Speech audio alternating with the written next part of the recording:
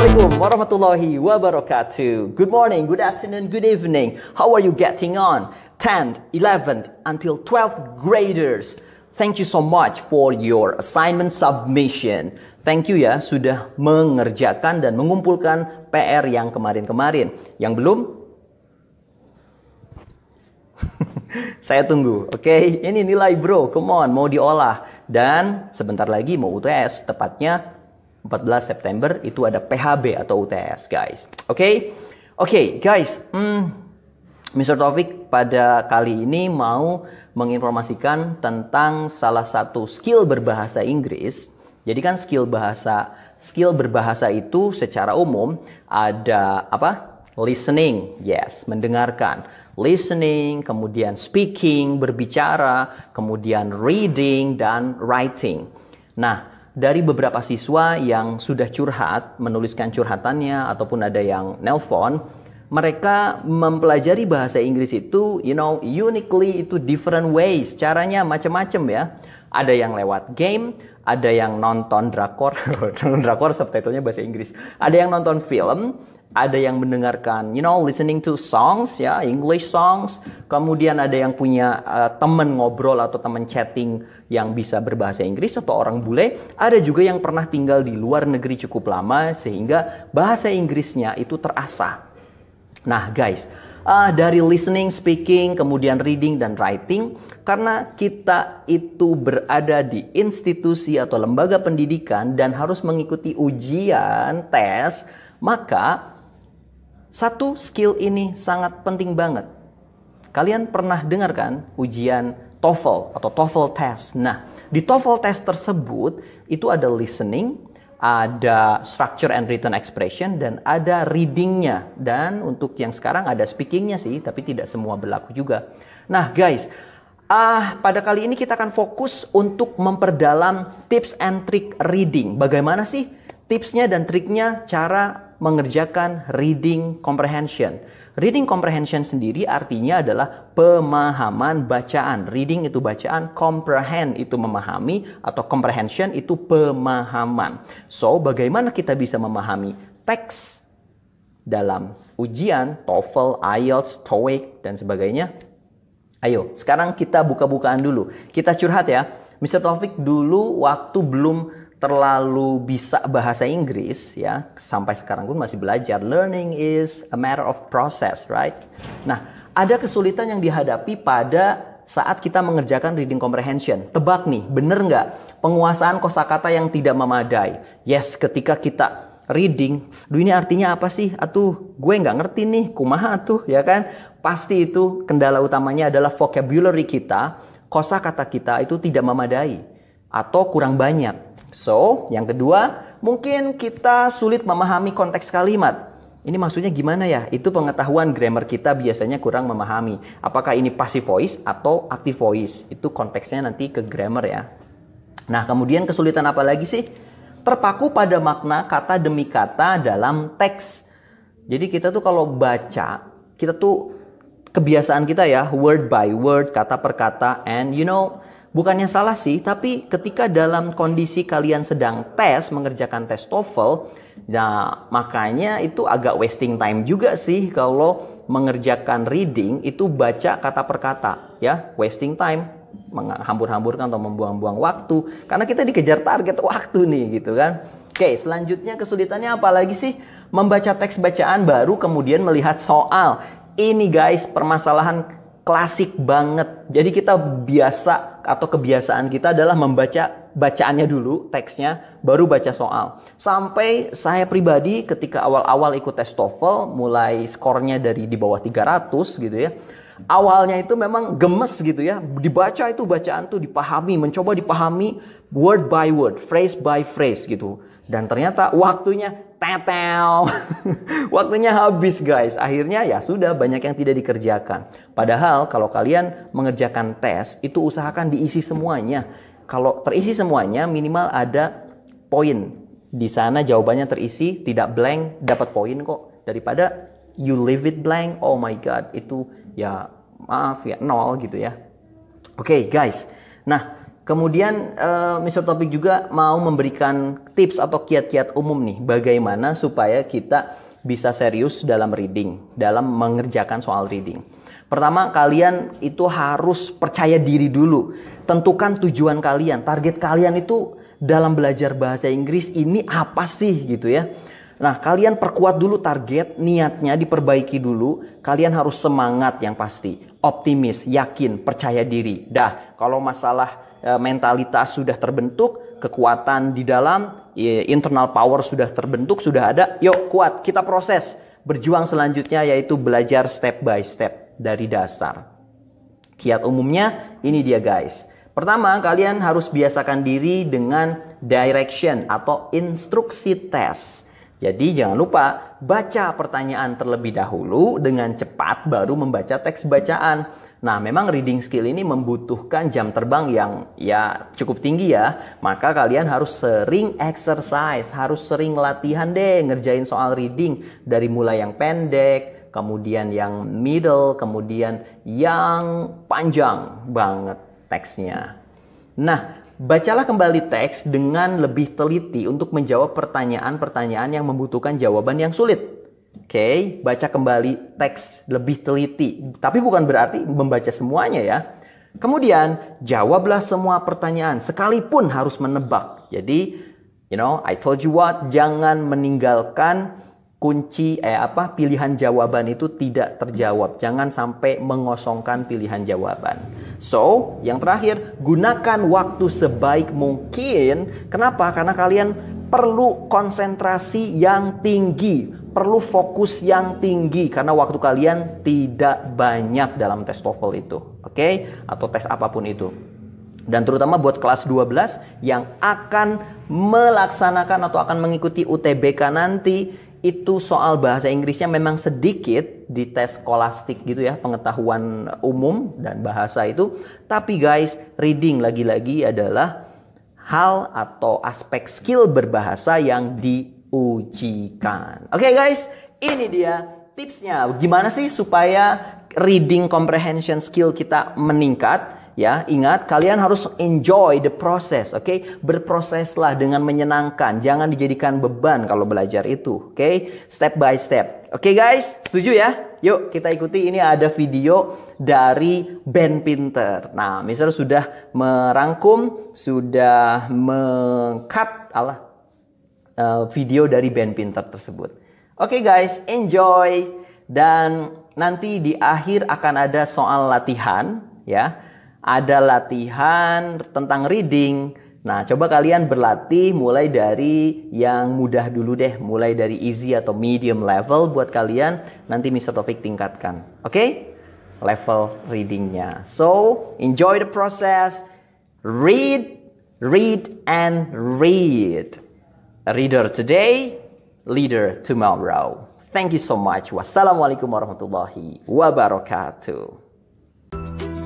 Bagi sahabat yang punya tips dan strategi dalam mengerjakan TOEFL reading yang mungkin berbeda dengan tips dari saya, tapi kalian anggap efektif dan bermanfaat, silahkan share di kolom komentar.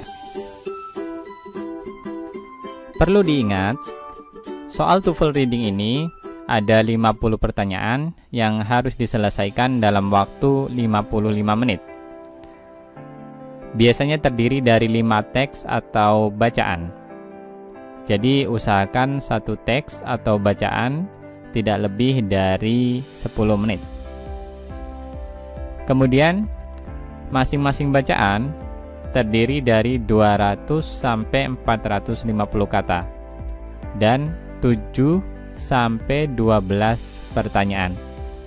Biasanya sekitar 10 pertanyaan per bacaan. Setidaknya ada 4 hal yang perlu diperhatikan jika sahabat pengen dapat skor TOEFL maksimal. Yang pertama, pengetahuan kosakata atau vocabulary. Ini penting karena soal reading juga terkait pemahaman bacaan, di mana salah satu faktor yang menentukan adalah penguasaan kosakata. Yang kedua, pengetahuan tentang jenis pertanyaan dan cara menjawabnya atau TOEFL reading skills. Nanti akan saya bahas jenis-jenis pertanyaan yang biasanya muncul dalam soal TOEFL, dan juga tips atau strategi dalam menjawabnya. Supaya tidak terlalu panjang, tidak semua jenis pertanyaan saya bahas di video ini. Yang ketiga, time management atau timing, baik sebelum maupun saat mengerjakan reading, supaya bisa menghemat waktu dan memaksimalkan kesempatan yang ada. Yang keempat, concentration atau konsentrasi. Ini juga penting karena reading ini merupakan section ketiga. Pertama listening, kedua structure and written expression, dan ketiga reading. Jadi kalau sampai kehilangan konsentrasi atau fokus, maka kita akan sulit mendapatkan skor TOEFL tinggi, apalagi tembus skor TOEFL 600. Jadi, pastikan kalian tonton video ini sampai selesai, biar nggak ada informasi penting yang kalian lewatkan. Tips dan strategi TOEFL pertama tentang pengetahuan kosakata atau vocabulary. Pengetahuan kosakata atau vocabulary yang baik merupakan salah satu kunci meningkatkan skor TOEFL reading. Pastikan sahabat menambah pengetahuan kosakata setiap hari. Cara terbaik meningkatkan kemampuan sahabat adalah dengan membaca teks berbahasa Inggris sesering mungkin. Read, read, and read. Bisa dengan membaca buku, majalah, jurnal, novel, surat kabar, dan materi bacaan dalam soal-soal TOEFL reading.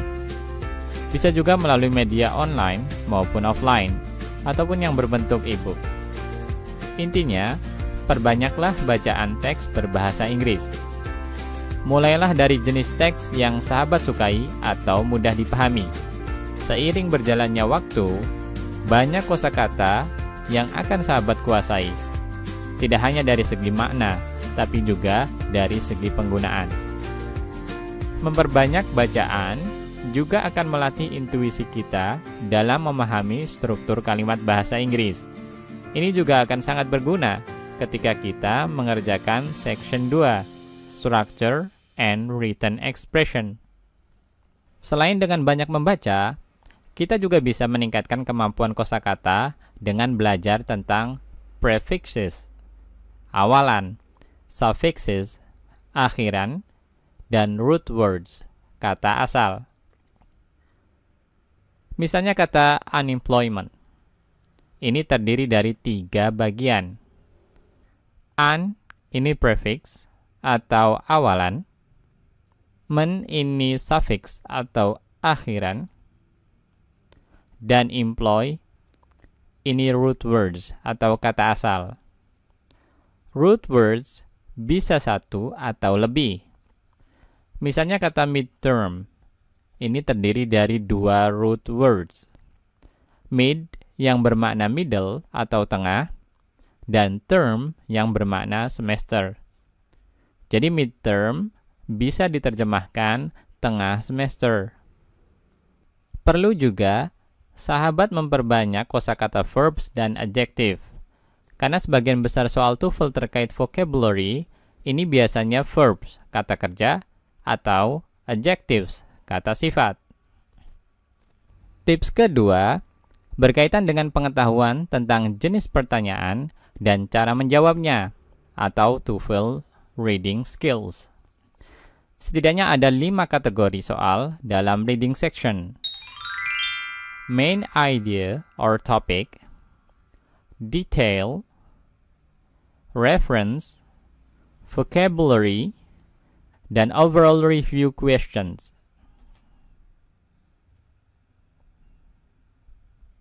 Pertanyaan tentang main idea or topic atau gagasan utama bacaan ini biasanya menggunakan keywords seperti main idea, primarily about, topic, dan sejenisnya.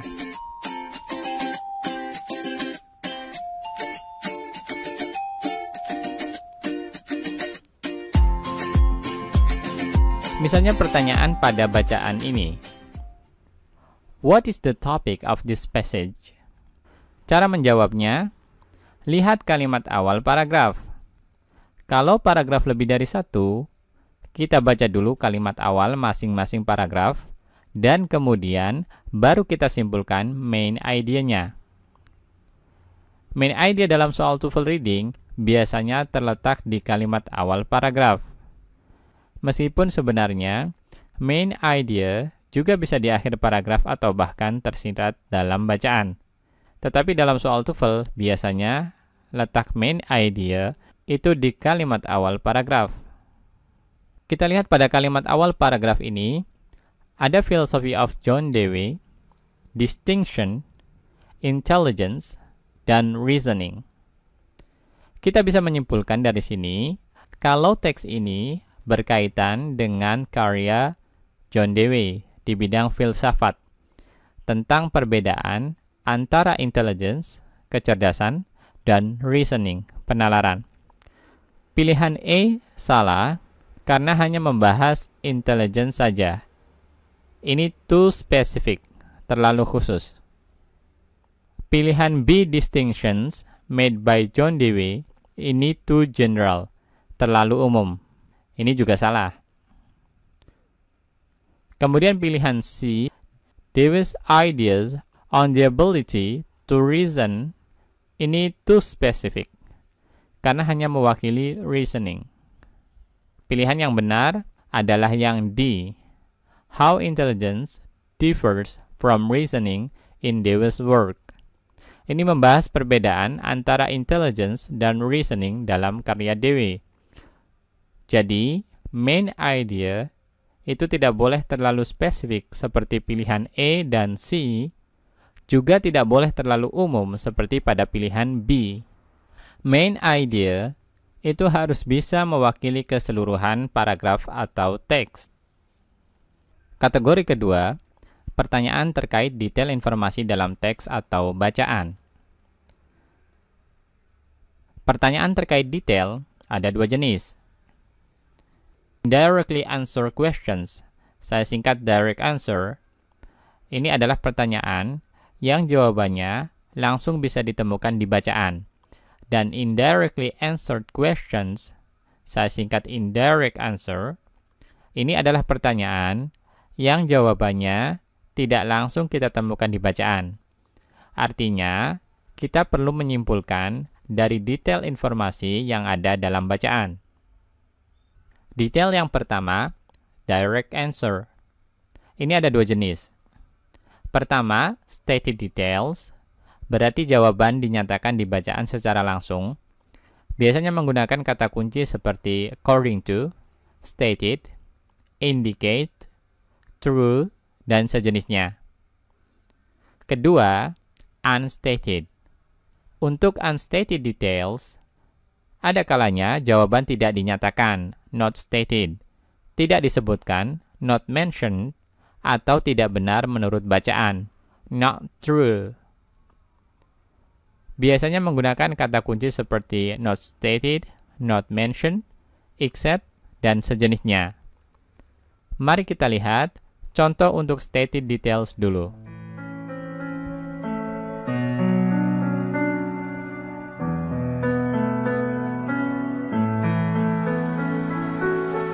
Di sini pertanyaannya adalah, the passage indicates that Jamestown. Cara menjawab pertanyaan tentang details seperti ini. Pertama, kita tentukan dulu keywords pertanyaan. Di sini keywordnya indicate dan Jamestown. Indicate ini nunjukin kalau pertanyaan ini terkait detail. Dan Jamestown ini keyword yang harus kita cari untuk menemukan jawaban pertanyaan ini. Kedua, kalau sudah ketemu keywordnya, langsung kita cari dengan cepat di bacaan. Di sini kita temukan ada di baris keempat. Biasanya, jawaban tidak akan jauh dari keyword pertanyaan yang sudah kita temukan dalam bacaan. Jadi, jawaban nggak akan jauh dari Jamestown di sini. Kita lihat kalimat terdekat bunyinya, the first permanent English colony in America was settled at Jamestown. Ini sesuai dengan pilihan C, was the first permanent English colony in America. Jadi jawaban yang benar adalah C.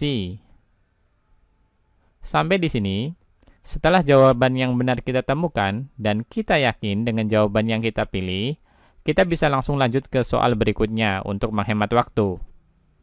Sebagai pengetahuan saja, pilihan A salah. Ini tentang Williamsburg, bukan Jamestown. Pilihan B juga salah. Ini tentang Williamsburg. Setelah after di sini seharusnya Jamestown. Dan pilihan D juga salah. Ini juga masih tentang Williamsburg. Selanjutnya contoh untuk unstated details.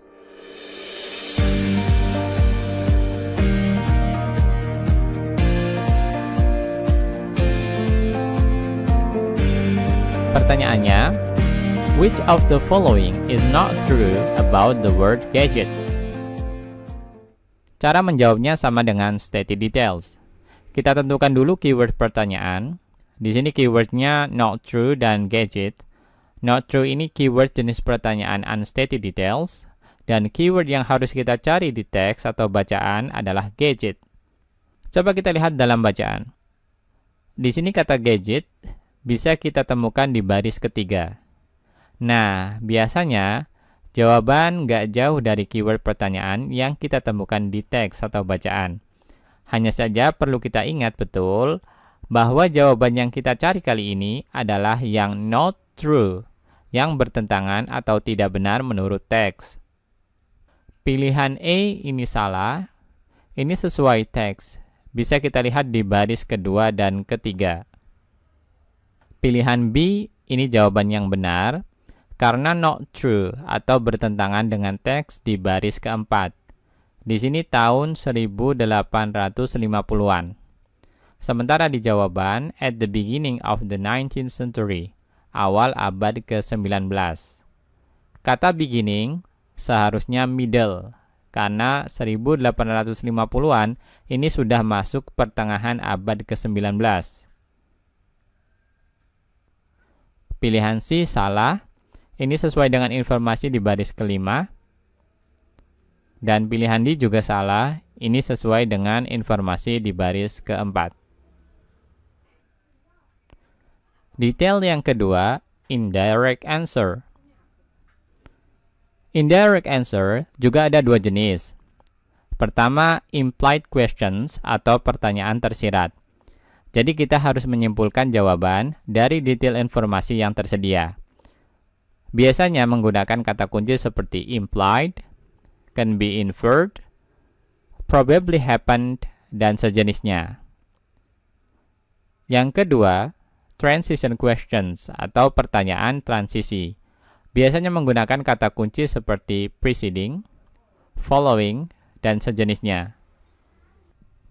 Untuk transition questions, kalau pertanyaan menggunakan preceding, maka jawaban bisa kita lihat pada kalimat awal paragraf pertama. Tetapi kalau menggunakan following, maka jawaban kita lihat pada kalimat akhir paragraf terakhir. Mari kita lihat contoh implied question.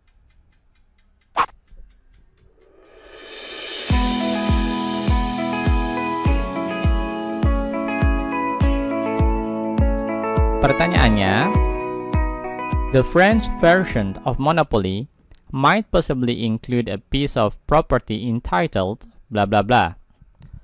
Cara menjawabnya, karena ini termasuk detail questions, maka sama dengan sebelumnya.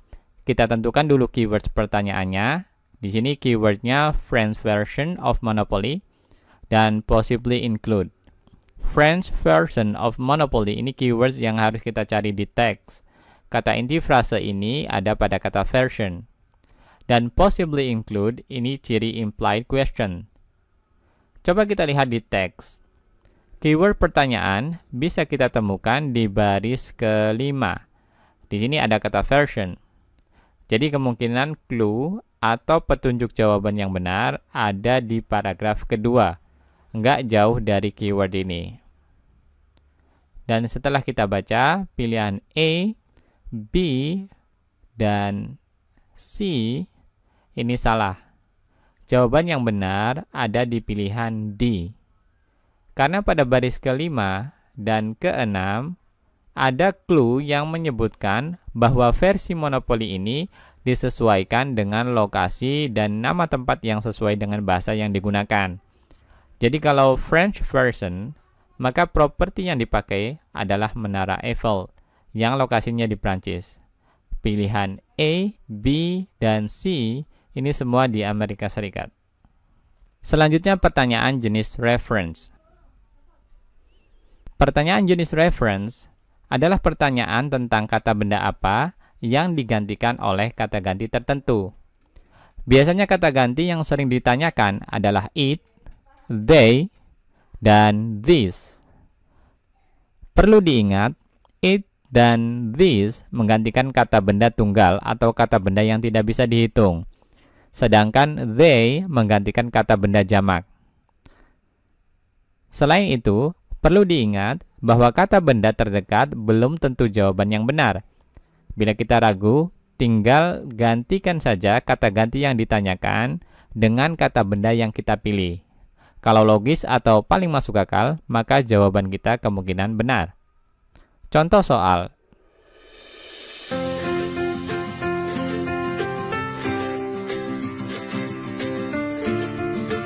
Pertanyaannya, the word they in line 4 refers to bla bla bla bla. Cara menjawab pertanyaan jenis reference, tinggal kita lihat pronoun yang ditanyakan kira-kira menggantikan apa. Kalau ragu, tinggal gantikan pronoun they dalam kalimat they are stung and eaten pada baris keempat dengan pilihan jawaban yang ada. Yang paling logis atau make sense kemungkinan adalah jawaban yang benar. Dalam soal ini, pilihan A dan B salah. Yang benar adalah pilihan C, small fish. Pilihan D juga salah. Selanjutnya pertanyaan tentang vocabulary atau kosakata. Pertanyaan tentang vocabulary biasanya menggunakan keyword seperti meaning, clauses in meaning, dan sejenisnya. Penguasaan kosakata yang kuat jelas akan sangat membantu. Tetapi perlu diingat, pertanyaan terkait vocabulary dalam reading TOEFL biasanya tidak lepas dari konteks penggunaannya. Jadi pastikan kita baca dulu kalimat yang di dalamnya ada kata atau frase yang ditanyakan. Setelah itu, baru kita tentukan makna yang kita anggap paling tepat dari pilihan yang ada.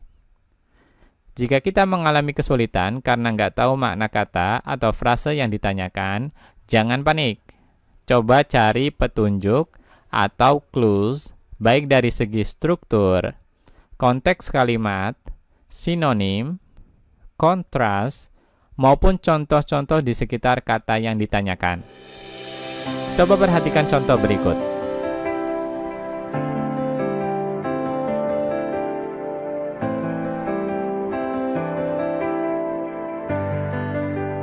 Pertanyaannya, the phrase at a premium in line 2 is closest in meaning to.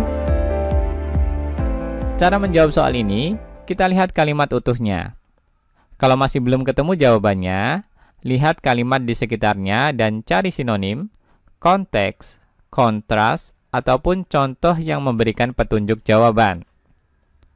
Kalau kita lihat di sini, ada kalimat there were probably only around 400 physicians. Sehingga jawaban yang benar adalah pilihan B, not very numerous, tidak begitu banyak. Pilihan A, C, dan D salah. Selanjutnya pertanyaan tentang overall review. Overall review questions adalah pertanyaan review keseluruhan bacaan. Ada scanning dan tone and purpose. Untuk scanning atau disebut juga where in the passage questions, ini biasanya menggunakan keyword seperti where in the passage, in what line, dan sejenisnya. Di sini kita harus menemukan informasi spesifik dalam pertanyaan yang ada pada baris tertentu dalam bacaan. Selanjutnya pertanyaan jenis tone and purpose. Pertanyaan jenis tone berkaitan dengan emosi atau perasaan penulis. Apakah positif, neutral, negatif, angry, dan sebagainya. Adapun pertanyaan jenis purpose berkaitan dengan tujuan penulis. Seperti, mengapa penulis menyatakan informasi, kata, atau kalimat tertentu dalam bacaan. Coba kita lihat sebagian contoh soal untuk masing-masing jenis soal ini.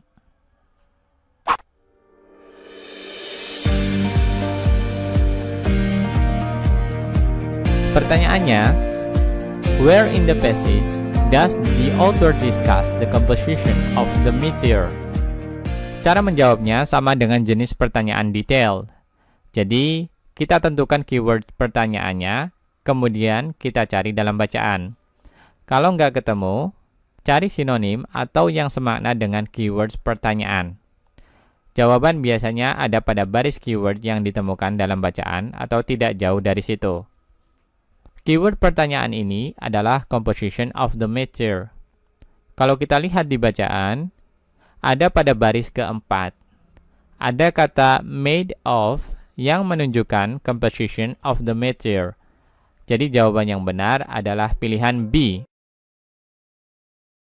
Pilihan A, C, dan D salah. Contoh berikutnya.